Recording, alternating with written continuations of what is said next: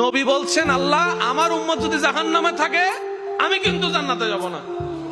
আল্লাহ বলছেন আপনি না গেলে তো জান্নাত উদ্বোধনই হবে না।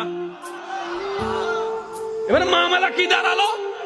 আল্লাহ পাক বলে যে আমি তাহকামুল হাকিমিন নিজেকে বলেছি, বিচার না করলেও তো জিনিসটা সুন্দর হয় না।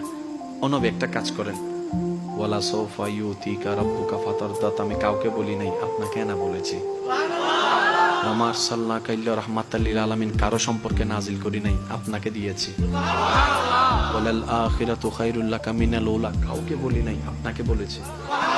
আর আমি আল্লাহ ভালো করে জানি আপনি হচ্ছেন উম্মতের দরদি নবী। আপনি নিজের জন্য কাঁদেন নাই, সন্তানের জন্য কাঁদেন নাই, পরিবারের জন্য কাঁদেন নাই, নাতির জন্য কাঁদেন নাই, যত কেঁদেছেন জীবনে সবকিছু উম্মতের জন্য।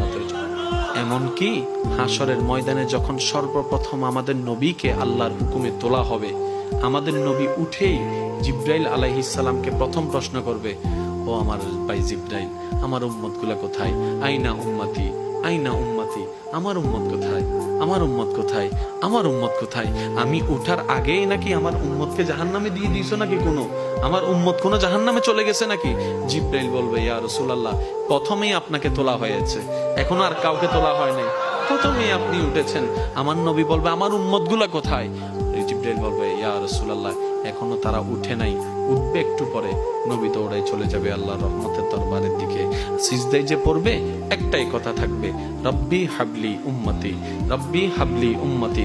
একটু মনোযোগ চাইবো আমি আশিকদের, রব্বি হাবলি উম্মতি, ও আল্লাহ আমার উম্মত গুলাকে আমাকে দিয়ে দাও। তো উম্মতের লিস্টের ভিতরে তো আবু বকর সিদ্দিকের নামও আছে, উম্মতের লিস্টের ভিতরে তো ফারুকে আজমের নামও আছে, উম্মতের লিস্টের ভিতরে তো সাহাবায়ে কেরাম আজমাইনের নাম আছে, উম্মতের লিস্টের ভিতরে তো আহলে বাইতের নাম আছে, উম্মতের লিস্টের ভিতরে তো তাবি তবে তাবি আল্লাহর ওলিদের জান্নাতীদের নাম আছে।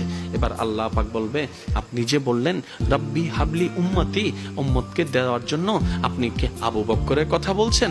নবী বলে যে না, আমার আবু বকরকে নিয়ে চিন্তা নাই, আমার ফারুককে নিয়ে চিন্তা নাই, আমার ওসমানকে নিয়ে চিন্তা নাই, আমার আলীকে নিয়ে চিন্তা নাই।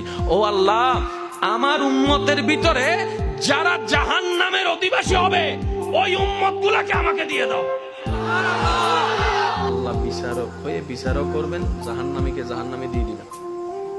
আহকামুল হাকিমের দায়িত্ব শেষ। এবার নবীকে আল্লাহ সিজদায় যাওয়ার অনুমতি দিয়ে সুপারিশ করাবেন।